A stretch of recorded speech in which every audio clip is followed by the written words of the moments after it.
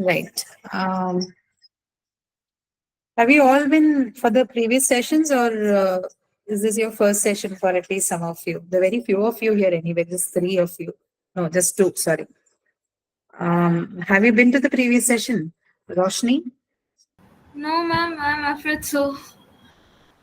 No, no. Yes. Okay. But have you like taken a look at what we have been doing in the previous classes or anything, or you've just fresh? No, ma'am, this is my first live session and I just wanted to get a This grasp is your of. first live session. Okay, Yeah, okay. yeah. So you haven't been to any other sessions. No, ma'am. Oh, I see. Okay, then welcome. And how about Prakash? I haven't seen you also before here. Have you come to this class anyway? Yes, yes, I am already class you have studied. No, no, no. Not in the sense other sessions. I'm asking, have you been to the professional writing class before this? So no professional meeting is first class my. This is your first class, no? See. Yes, yes. Then Roshni I spoke to, then Satindra. Because ma'am is English too all topics I am not understood properly, so I am joined meeting Hmm. live session. Okay, okay, got it. But okay, I'll come back to you. So because you know you've talked about it, so I think I have done this introduction and all. I think this is my fourth class or something, if I don't, if I'm not wrong. Third class, not the fourth. We did not have one, I think, the week before this, which will be done soon. Or if not, then we'll just club it with the existing session. Then we'll definitely take it up. But this one, no, this writing sessions are usually for one. I mean, no, I'm not saying you cannot, but I'm saying this will make better sense to you if you already have some grip on writing. Because what we do is in this class, we teach you how to write a professional email, how to write a professional report at a workplace, right? So these are a couple of topics. So it's a properly writing oriented course, right? I give you certain insights and we work on some exercises and then I'll make you write as well. So all of these things happen in this class. So that's what the previous two classes also. I've not started the full-fledged writing though yet. So basic thing is that you should know how to write at least a sentence properly without a grammatical error. And if that is achieved, then you can always build on that, right? So basic requirement is then that. And I have taken this up along with English too, because in English too, you have several topics that are, you know, put around the aspect of formal writing and speaking, right? Basically, how to like write formally in English. If you have gone through, which I am sure all of you have, if you look at the way the topics are arranged in the modules, they're all a little um, serious and a little more formal in nature, you know, beginning with the clauses or adverbs or, you know, passives and everything. There's a remarkable difference between the course 1 and 2. And it is done on purpose because in this particular course, we wanted to focus a little more on the formal aspects of English language, right? Of course, with, you know, keeping in mind the things like, you know, job interviews and placements and writing and all that. This is a supplemental course for that. You know, we're just trying to provide this space so that people who find it a little difficult to write can come here and, you know, get their doubts clarified. And you get a first-hand experience on how to write professionally. That's why this was put together. I spoke about these things, I think 2-3 weeks ago, and we have also started discussing professional emails. Sachindra, have you been to this class before?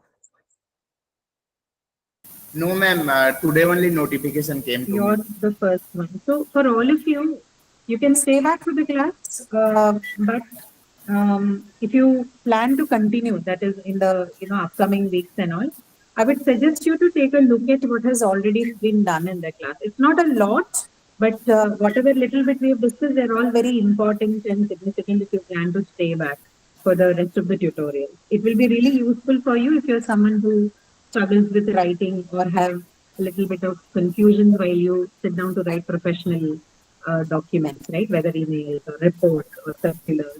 Most of it you will have to do at your workplace at some point or the other. So it would be nice if you can look back at the sessions and have a, and have a get an understanding and a sense of how the class works and what is it that we try to teach here. Okay. But nevertheless, for today's class, you can stay back and listen to, I mean, they're not interconnected. So it's okay if you want to continue today also, you can listen to it and maybe listen to this and decide for yourself if you want to come to the class. If you want, if you got a mail about it, you can, I think they will send you a prompt and then you can make a submission. I don't think there's a different registration for that. You probably, whenever they send out the prompt, you can respond to it, right? Ma'am, there's a link is Okay. there on that mail itself. There's a link, no, in the mail. So you can, so what link is it? Is it a registration link or it's a submission link? Submission This link, is a ma'am. submission link. Submission link. So we you can submit directly make the submission. Sorry? So, ma'am, sorry. So can we submit anytime about any week? No. I think they have a deadline. Okay. Certainly, it's not anytime you want because it's a weekly assignment. So, of course, I'm sure they'll have a deadline for that. Okay. ma'am. Okay. Sunday is the deadline to submit, ma'am. Yes. And Wednesday it will be released. Every Wednesday it will be released, and Sunday we have to submit. Yeah. Okay. And how about Parnika? Are you here for the first time or have you been here before? I've been here before, ma'am. You have been here before. Okay. Yes. I think that's a relief. At least there's one person who has been here before. So Parnika will tell you a little bit about what we do then. Could you please, Parnika? Yes, ma'am. So in the first class, we had discussed about how to write, what we should be careful in writing professionally. We should stick to the point. Then ma'am, my explanation might not be very. No, that is all right. I Yeah. can compliment your description and explanations, but it's also for me to, see, when I say I have my point of view, maybe your peers can understand better when you speak, right? Yeah. Because the problem is I have been teaching for a while. So most of the times while I would speak, so like you said, what is the last thing that you said? You said, it helps you understand, how to write professionally and how we should stick with what we are doing, right? When I speak, I'm going to say that, you should write concisely. Now, someone who's listening to this for the first time, they will understand what you said better, no? That you should stick with what you're writing rather than saying something like, write concisely. That's why I asked you to speak, just so that they have an introduction how it works. Okay. Like professional writing cannot be like elaborated unnecessarily. Like it should be like to the point, and it should have all the details that are required. But it should not run off. As in, I am not very good at this. No, continue. Yeah. And another thing is, in professional writing, there is a specific format that we need to follow, whether that's a letter or an email. So that cannot be like that is a must. That cannot be tampered or like it can't be compromised. And What cannot be compromised? The format of the writing. Yes. I'm Yeah. complimenting you, don't worry. I'm just trying to fill in for you. Right. So what she is meaning to say is when she says it cannot be compromised, she refers to the language used. So the language that you write needs to be formal. right? And when I say formal, what we mean is that you write only what is necessary. You don't go on writing everything that you want, right? So in formal writing or professional writing, you do not have the space to go on writing. That's not how it works. You will have to definitely stop at some point, and that point should be that which is relevant to your writing. Professional writing is also purposeful writing. I think I have talked about this in those classes. We call it purposeful because you write professionally because you have a purpose to write. You don't simply write anything you want in professional writing, right? It's different from your other forms of writing. Like it's not like how you send a WhatsApp message to someone, right? That you can do without a purpose, right? You feel like talking to someone, you take your phone, you write to them. That's all right. Huh? But in professional writing, you have a clear, defined purpose. You also have a defined audience who's going to read it.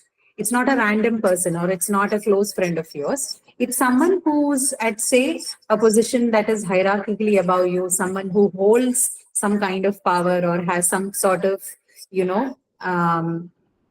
formal obligations with you, to whom you have to report. So it's a serious person. This audience, whether one person or many, right?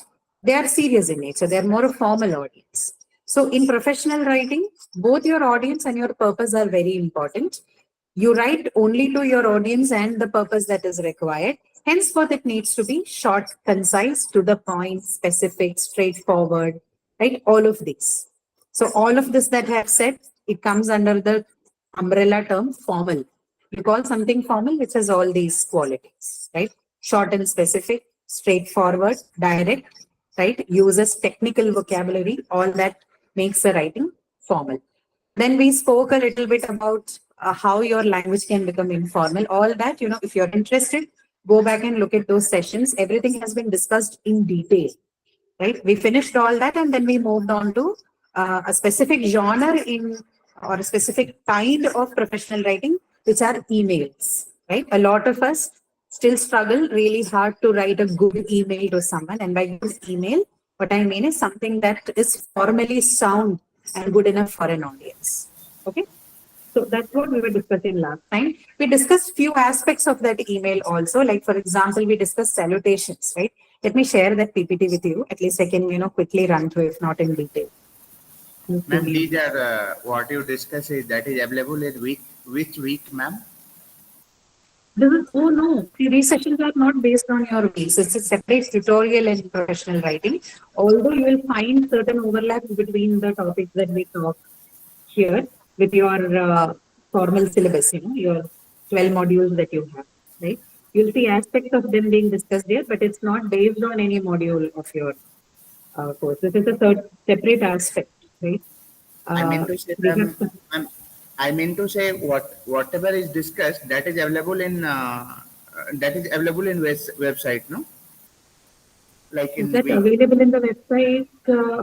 Yes, yeah, it's available in the website. As a recording, you have all of that in the website. Okay, ma'am. Ma'am, second thing, what about that email we have submitted, no? That Sunday was the last date. Whether it is evaluated or what? When it's evaluated, I think we'll send you a message on that. Probably, I think maybe tomorrow or something, you might get the scores for that or the feedback for that. Okay, ma'am. So whether a different person have a different assignment or what, or same? No. This one, I think most of the people write the same. It's not a randomized activity because there are certain aspects which they want to check and give you a feedback on. So I think they keep the question same. The question is same for everyone. Like my question was to inform your classmate for the college cultural fest. So it comes under informal writing or formal writing? To invite who? It comes under formal writing or informal writing, right? Formal writing.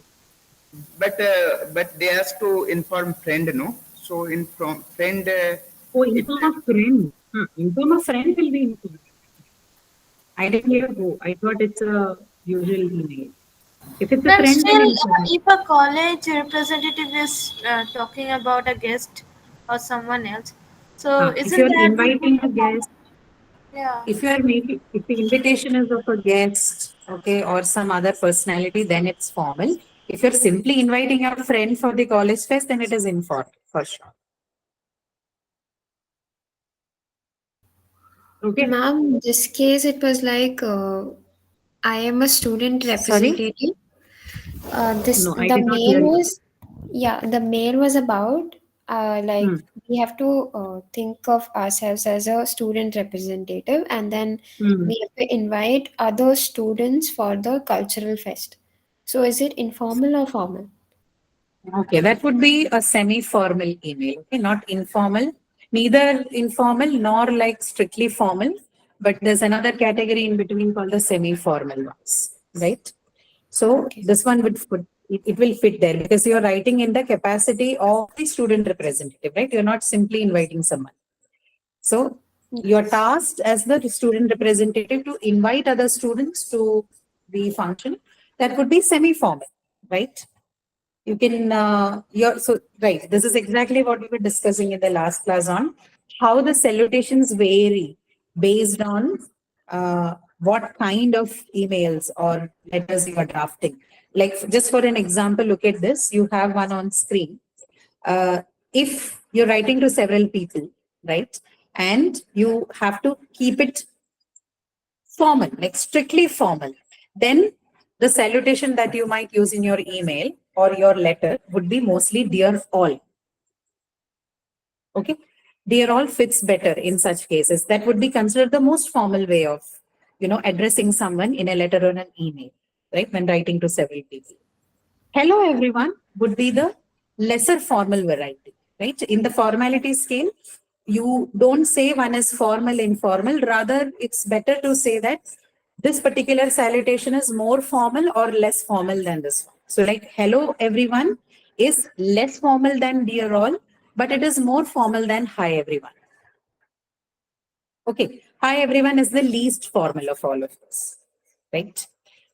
So for your case, in your letter or whatever, I think email, you can use hello everyone, right? But if you were writing to invite someone or a group of people who were unknown to you, who you had no acquaintance before writing this email, you have had no knowledge of them.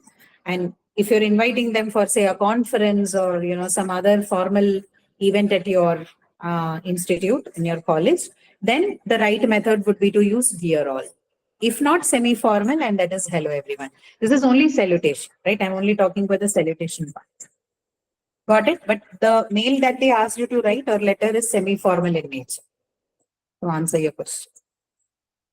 Got it? Yeah, ma'am. Thanks. Okay. So this is like just a gist of what we discussed in the Can last you class. can you use dear friends? Sorry? Dear friends, can you use? Dear friends. Can you say dear friends? Yes, you can, but not if it's a formal one. For your case, yes, you can use. Uh, dear friends. No, I think dear friends would be. Yeah, dear friends would be fine. In semi-formal versions, dear friends would be okay. No problem.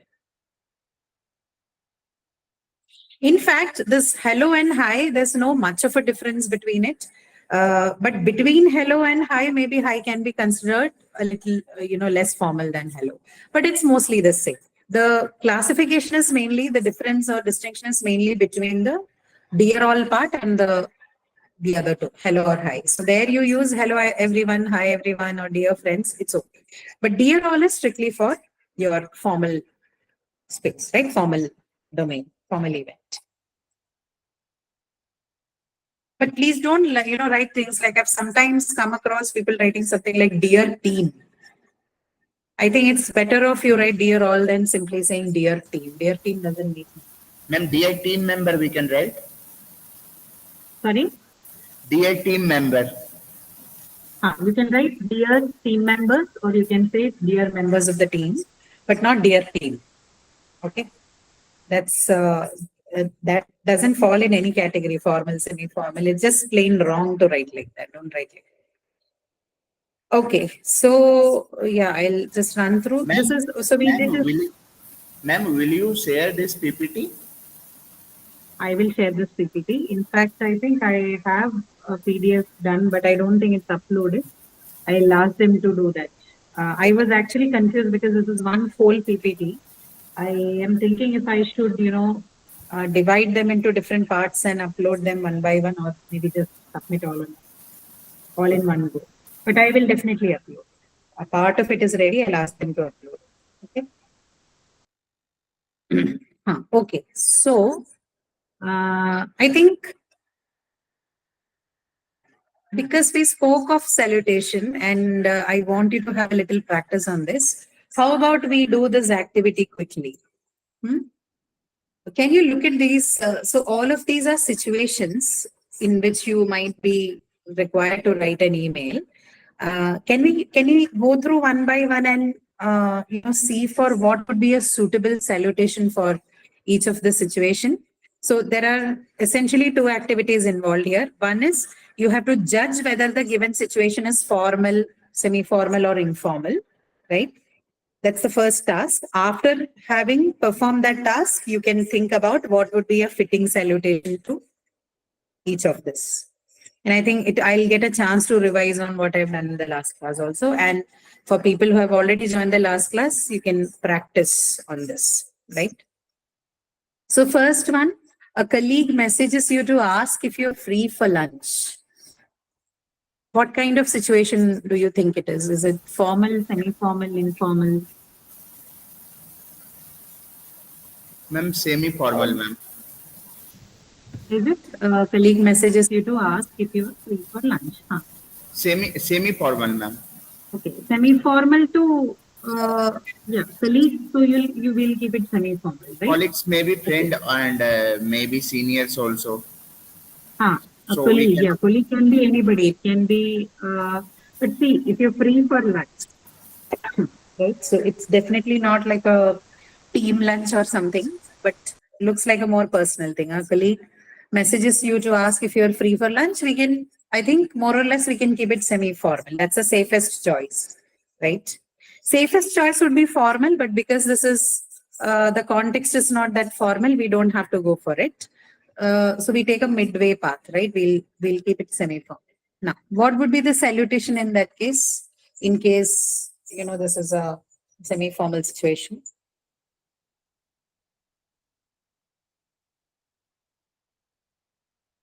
How would the salutation look like? You can use XYZ for name. Hello, XYZ. Yes. Hello, XYZ. Okay. Anything else? Ma'am, can't we use greetings? Can we use what? Greetings. No. Only In greetings. email, see, avoid using things like greetings and all that. You're right. I have seen emails with all that greetings of the day, and that's Not like unnecessary. greetings You of the really day. don't have to use any. Like Sorry? only in the salutation area, greetings, comma, and then the body comes. No. See, salutation means addressal. So address the person. Greetings doesn't address anyone. Okay. Right? So in English, we have certain writing conventions which are domain specific and which are also medium specific. So in letters and emails, it's necessary that you address the person whom you're writing to, right? So avoid writing the greetings of the day and all that. We see that in certain emails that we get in workspace, but it's unnecessary. We don't have to include all that. Okay. So hello XYZ or any other options do you have for this? Ma'am, hi looks more friendly, no? Hi, Between nothing hello like and that. hi, between hello and hi looks more friendly, more casually, right? Yeah, more casual and friendly, but then we are dealing with a semi-formal situation. So I think hello fits better than hi.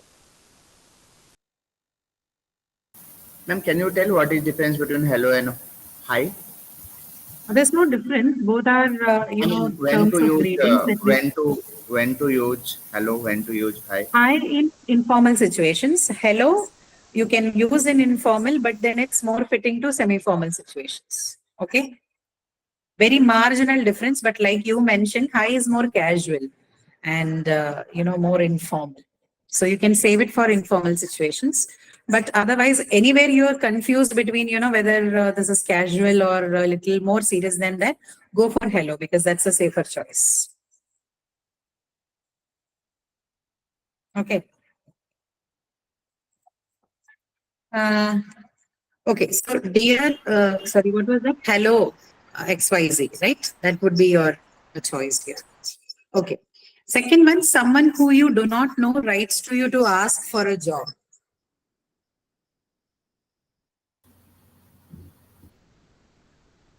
Someone Formal. you do not know. Formal, right? This would be Formal, ma'am. definitely formal. Yes. And what would be the salutation? So that means that person has to address you.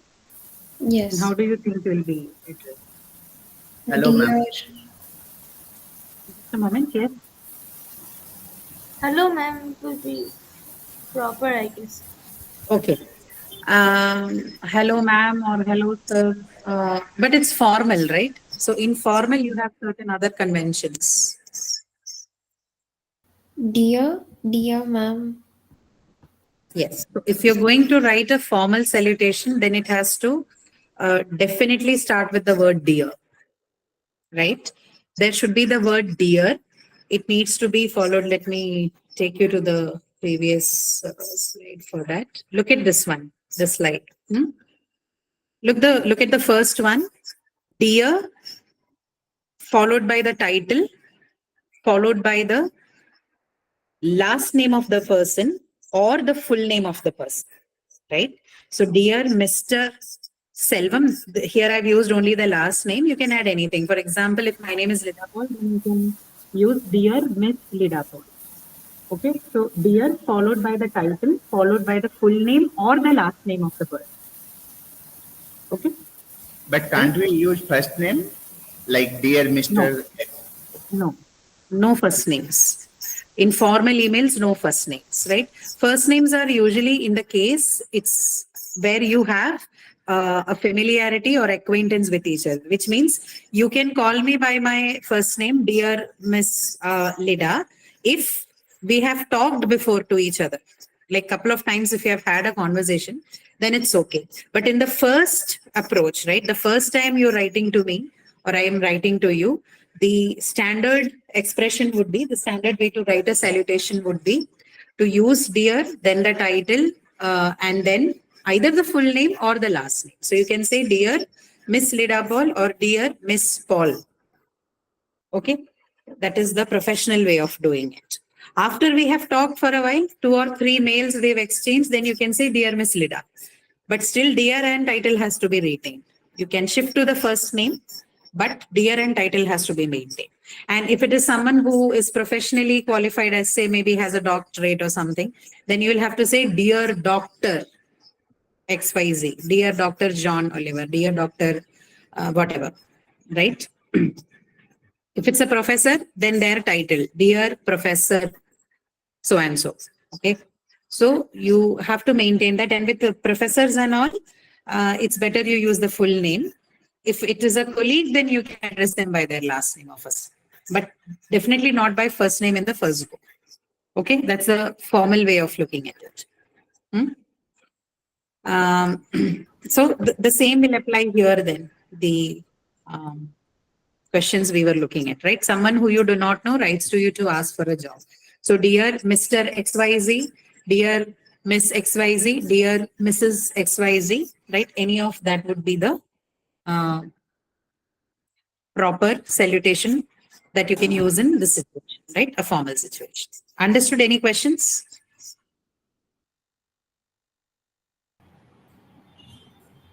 Okay, right. Yes, So ma'am. third one would be your colleague emails you for the transfer of an urgently required document. What is the situation? Is it formal or semi-formal? It's definitely not informal. Formal, ma'am. Formal, right? Formal. Now it's a colleague, right? Probably you're at the same position, right? Your hierarchy or level of hierarchy at the office or the organization is same. But look at the situation. It's a more It has a sense of urgency. It appears to be something that's more confidential and official, and the context makes it formal, right? In the first case, you are just inviting that person for a lunch, so the situation is or the context is informal. But here the situation has become formal. Hence, you're going to treat, even though a colleague, you're going to look at it in a formal sense. Your colleague emails you for the transfer of an urgently required file. So, what would be the salutation?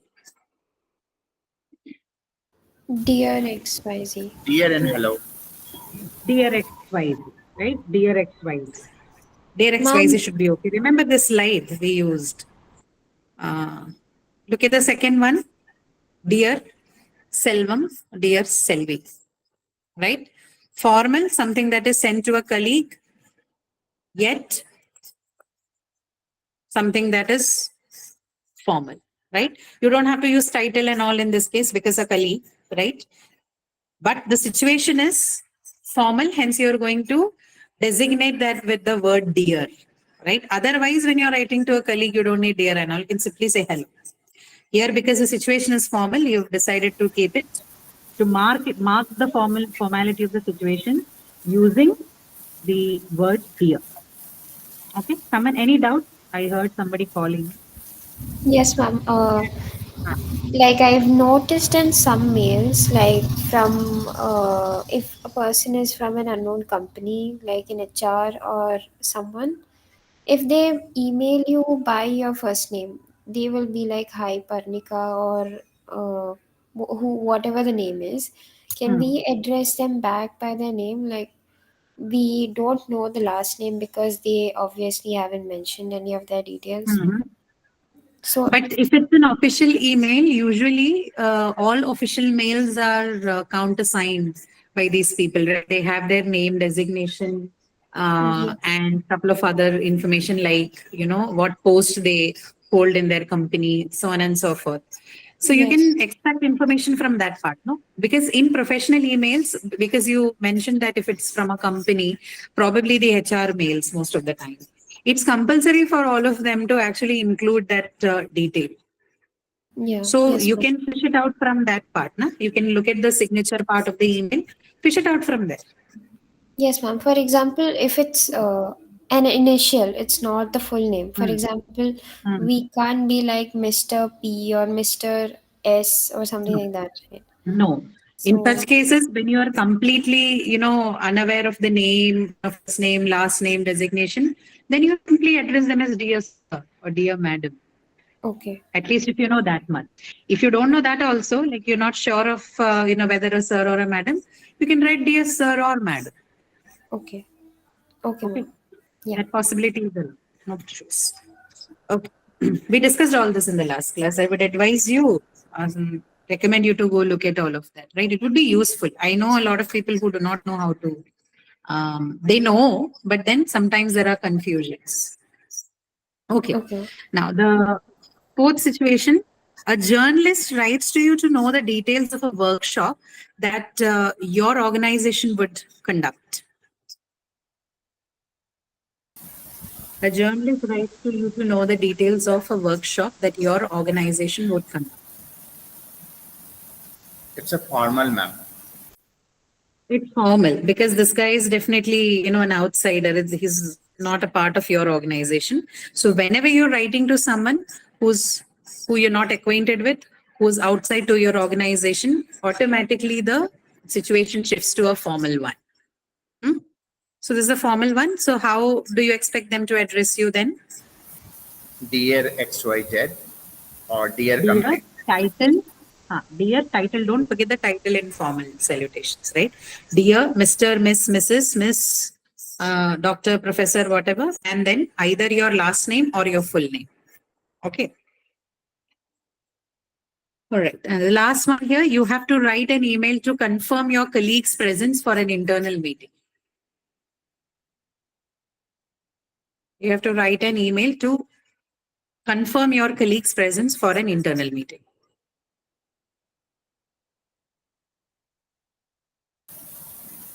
Formal? Formal? Formal? Yeah. Right?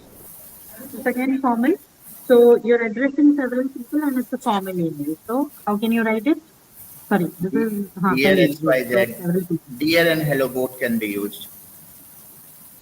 Will you say dear XYZ because you have to write to several people? Confirm your colleagues, plural. So dear everyone or Dear dear all, Dear all, right? Dear all, and then the rest of the email. everyone Okay, cannot got be. it? No, dear all, dear everyone is not used Why, ma'am? anywhere. In team No, every, it's dear everyone. No, it has to be either hello everyone or it has to be hi everyone. Dear all is the right phrasal usage in English. Has the screen blanked out or you can still see it? ma'am, it's visible. Okay.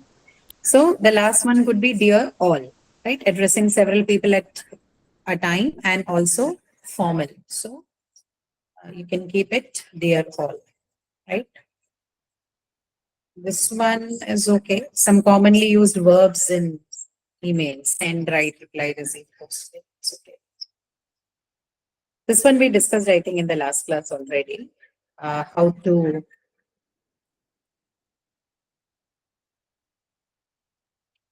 convert this into formals, right? Right, Parnika? I think if you were there in the last class, we did discuss this one, Yes, right? ma'am. So Ma'am, this for others, this basically, in formal writing, we are not allowed to use a certain set of words, right? Some verbs in formal writing, one is expected to use only formal verbs and formal words, right? So the formality could be either expressed through the usage of formal verbs or other formal categories like formal nouns and all.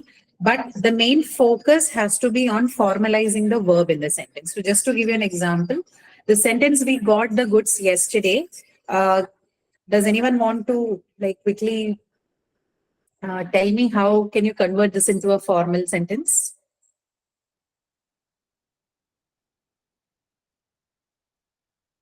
What will you change in we the sentence so that the sentence becomes, except for Parnika, you were there in the last class, no? Other.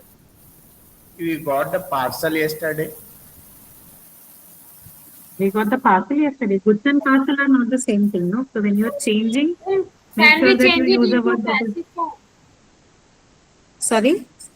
Can we change it into passive form? No passive form. You simply have to change the elements in the sentence, replace it with something else and make it formal. Okay. Focus on the verb first. What can you change this got to make it more formal? We received. Receive, We right? received. So you use the correct. So you use the word receive or the verb receive to or you replace the verb got with receive so that you can make this more formal. So we received. Okay. So as long as you can say we received the goods yesterday, everything is fine. But you want to formalize it a little more, you can say we received the products yesterday, right? Not absolutely necessary to change the word goods as long as you change got to receive. But if you want to say keep it a little more formal, make it little formalized, then you can say we received the products yesterday. People who want to go one more step ahead would say we received the products the day before or the previous day, right? But what I would suggest is the goods part and the yesterday part, they are not absolutely necessary to be changed, but got certainly have to be changed to receive, right? So when you're formalizing sentence or trying to write formal sentences, your focus should be more on the verbs than any other aspect, right? The second sentence, what can you change ask to? More formal would be You would like inquire. to ask Right? about your operator Not we inquiry. want to, even want will Would have to be like, changed to, even want would be ma'am, like, can we use would like? could I, where? We would like to ask Would, about your new yes, product. yes, yeah. Want can be changed to would like to. Ask will be changed to inquire, right? I'm only looking at Inquiry. the verb for the time Yes. being. So would like to and inquire. No, another aspect is that when you're writing formally, there will be usage of what you call as modal verbs. You had a lecture on modal verbs, right? For your English too. One of the modules had it. I've seen it. So Yes, modal ma'am. verbs are also abundantly used in formal writing. So that particular part was also introduced to you, keeping these things in mind, because the focus for this part of the syllabus is to help you improve a little bit on your formal writing and speaking skills, right? So modal verbs have other meanings, like they can express modalities, like possibility, ability. That is one aspect. Each one can do their own work. But in addition to that, they're also used in contexts like this in order to add politeness or respect or make it more formal in nature, right? So would like to ask will change to inquire. We are sorry that the order was late. Ma'am, Okay, it can we- also be, ma'am, can it be we want, we would like to know about Want cannot be used at any cost, right? Want is a very informal expression as far as English writing is concerned, formal writing. So it's better you change it to would like to, always. Okay. So we are sorry can be changed to what? Either we regret or we apologize, right? Both regret and We apologize. apologize. Yes. They both of them regret or apologize are more formal than sorry. Let me know if the date is okay. Now this is a very different kind of a sentence. It's coded here as a imperative sentence, but imperative sentences are not allowed in formal writing, right? Commands and all of that. What is allowed are requests. So you can change this sentence to a request Let sentence. me know your Alternate- preferred date. Sorry. Let me know the preferred date. Can it be? Let me know the preferred date, or an alternative sense is also to change this into a question. Would you please let me know? Okay, would you please confirm with me? All of that would be a better way to change this into a formal, right? Okay. Then, if you need any more help, need will be changed to what? Formal verb? Want. No, need is require. Okay, require. If you require. I can't wait to see you. This I think we discussed in the last session again, but because most of you are new, I thought I'll just go over. So, you know, if you have read formal emails before, this very common expression that you can see in these emails, you know, I look forward to see you soon, or I look forward to hear from you soon, to meet with you soon.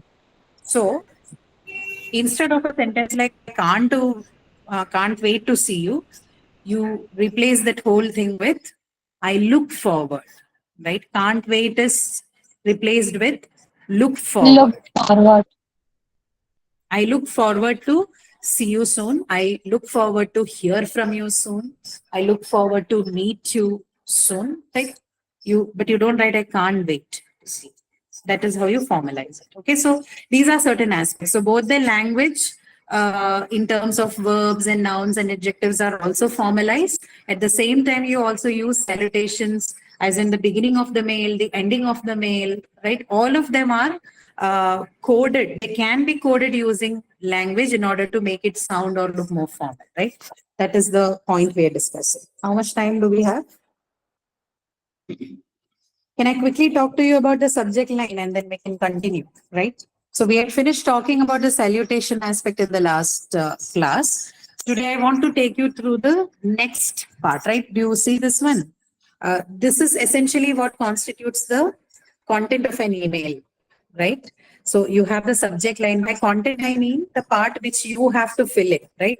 There are other fields in the email, those we don't have to discuss because they constitute the email ID, so on and so forth, right? The recipient ID, the sender's ID. But what we need to write down or compose in an email are the ones that you see here. Subject line, you need to compose. Greetings and salutations, yes. Purpose details, closing marks, and complementary close, sorry, until 5, right? Purpose details and closing marks is what forms your body of the email, the one that you have to actually draft. Then the complementary close, which is the signing off part, right? Signature is your name, designation, your address, and other things if necessary, right? and attachments and enclosures. But the main part would include where you actually need to compose would be from the subject line till the signature, right? We are going to discuss, we've already discussed salutations. We're going to discuss the subject line, okay, for today's class. So what is subject line? What do you think would be the necessity of a subject line, right? The slide says so, but before we take up what is said there, why do you think a subject line is necessary? So that the reader gets to know what the mail is about beforehand. Yeah, the simple answer is it's like a teaser to a film. Right? These days you have teasers released before trailers and then trailers before the actual film. I mean, this is the preview part which you get to see. And then based on these two, you make your decision on whether you should watch that movie in a theater or not, or whether you should watch it at all or not, whether in theater or in your OTT platforms, right? So essentially, this is the role what a subject line plays in an email. So it helps you decide or helps the reader to decide whether they should read the mail or not. Henceforth, it is very important that you draft a clean, good subject line because it's directly related to the readability of your email, right? So I can decide looking at your subject line whether I should open your email or not. Hence, as a writer, it's on me that I write a planned, a good subject line, a more professional subject line that can increase the readability aspect of my email, right? So that is one thing, provides a preview, direct impact on the open rate of an email, often the first visible part of an email and can thus influence the reader's impression, right? Simple. This is the first thing that anybody would see before they read your email. So it's also like an impression setup, right? Now, certain do's and don'ts. Why is it because I've increased the, keep it 75 there. Okay. Subject line do's and don'ts, right? Now the don'ts you see here are a little stricter don'ts. So when we say don't, then don't, right? Do not use spam-like subject lines. Now, your subject line should not look like some kind of a spam, right? And what would be constituted as a spam in professional writing? Couple of things. What are those? One word subject line. So somebody looks at the subject line and this is like this one word. So if it was, the previous question, right? You are drafting an email to send an invitation to somebody. So if your subject line just says invitation, simply, then that would be considered as a spam email, right? People may not open it because invitation for what? Who? Right? No other information is present other than just invitation. Right? This is a tricky part. So in subject line, you cannot write too much, but you cannot write very less also. It has to be just well enough for the person to understand why you have sent this and open and read it. Right? So it's a little tricky. It's actually a little more difficult to compose than the mail itself. Right? So a perfect method would be that you first draft your email and then pick out important essential keywords from your email and place it in the subject line, right? That would be a better way to approach the subject line, right? So one word would be considered as a spam. Spelling errors, right? Something with a word or a sentence or a phrase with spelling errors would also be treated with no mercy, right? Emoticons or emojis as they are referred to these days, right? Smileys, random signs and symbols. All of these are considered as spam and spam-like, if not spam, spam-like. Exclamatory marks, right? Capitalization, writing every word in block letters or capital. All of these are considered as bad writing practice or bad professional writing practice. The chances that your mails wouldn't be read are higher in case this is the way you are, writing your subject line, right? This is a serious thing. All professional worlds will take it very seriously.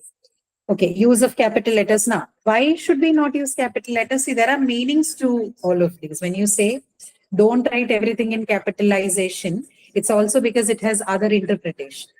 In writing convention, if you're going to write every word in capitals, right? Every single word in capital, the interpreted meaning is that you are actually shouting at the other person.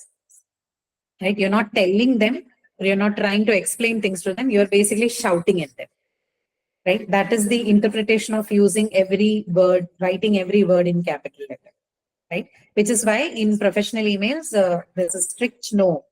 There's a strong rule against writing anything in block letters unless required. Okay. And then last one is length. Length can also make your writing unprofessional and informal. If you're writing too lengthy piece, it would mean in the professional world that you're not clear on what you want to write. Your purpose is not clear. You don't know what you're writing about. Henceforth, you're going on writing irrelevant details. Your writing is long because you have included irrelevant details. You have added redundant phrases and language, which is why the piece looks long. In the other sense, it translates as you're not serious about what you're writing, or you don't expect any serious action on what you're writing. Henceforth, you have drafted a lazy looking, an unkempt email to someone, right? So in the case of subject line, it is not expected to go anywhere beyond 10 words, right? A subject line does not have to look like a complete sentence. Rather, it can be a fragmented sentence, right? But it cannot go over 10 words. The best choice would be to keep it within the 6 to 7 words limit. Okay. I'll show you examples so you'll understand it better. Now, what are do's? Take cue from newspaper headlines. So if you're asked a question on then how do I improve on my subject line writing skills, then the best place to go to are newspapers. Look at how newspaper headlines are crafted, right? They keep it very short. They keep it short because they also have to save space, right? There are many things that needs to fit there. So you see how concisely, how they have done this thing. Usually what they do is they write down the article and then write the heading, right? Most of the time it's like that. Some people will do the other way. I prefer, or I think the better way is always to first draft whatever you want to write and then go for the titles or the headings, right? Because now if you finish writing, then you have a better idea of what you are writing about, what exactly is your, what is the main thing you're writing on, what are certain other essential keywords, okay? What is it that you're writing about, the topic that you're writing? You have a clearer idea. So that helps you to pick the right kind of words which can sit as the heading. And in this case, the subject line. Hence, looking at the newspaper headlines or looking at how they have been crafted would definitely help you to write a better professional subject line. Know your end goals. Like in the case of any other professional document, know your purpose. End goals basically mean purpose. What is it that you're trying to achieve? That will also help you draft things better.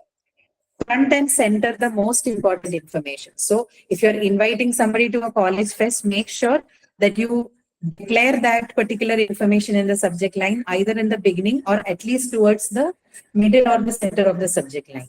Don't push it towards the end, because sometimes if you have not been able to keep the word limit of 10 or 7 and you have overshot by say 2-3 words, what happens? That part cannot be read by the reader, right? You might have seen, in subject line, people draft long lines and then half of it is invisible to you. It just gets cut off in the Gmail template itself. So in case you think you have written a long sentence and there's no other way you could bring it down to a shorter one, make sure the main information is either fronted, as in you begin with the main information, or you at least keep the information towards the center. Don't push it towards the end, because then nobody will be able to see it, right? And last is personalized. Now, this is only by choice, only if you have some kind of acquaintance with the person you are writing, not in person, but say you went to the same college as them, or you have worked in the same company as them before, right? Or you've met elsewhere on official or formal trip, maybe at a conference, okay, or maybe at a official dinner somewhere. In that case, you can personalize your email with, the fact that we know each other. But otherwise, when you're writing formally, do not mention your, knowledge of each other from elsewhere. Only in the official domains, if you have had some notable or a significant interaction or something with them before, then you can mention it. For students, if you're seeking internship from someone and you're writing to a senior, you can mention that, right? Only in such specific cases, you should use personalization context in the subject line. Otherwise, keep it strictly out of your writing part of subject lines. Okay? So this is essentially on what subject lines mean. There are examples, but I wish to stop now because it's, I think, already 8 past, right? I don't know if you have other classes, but I think it's better to stop. Too many things in one day might not be a good idea. But any doubts regarding this? Anything that you haven't understood or you want to have a clarification on?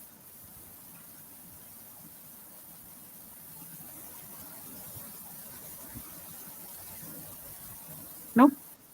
Ma'am, can you share this PPT till now? What is discussed before the exam? No, mean, this won't be there for the exam. These are not topics that you'll have for the exam. Did you not catch that? We are doing this as a separate tutorial kind of thing. So you won't need anything from this for your exam. Nevertheless, I'll share the document. I don't have a problem with that. All of this is for student use only. But this is not for exam, so don't get confused, right? Okay. Ma'am, I for will share it example, for sure.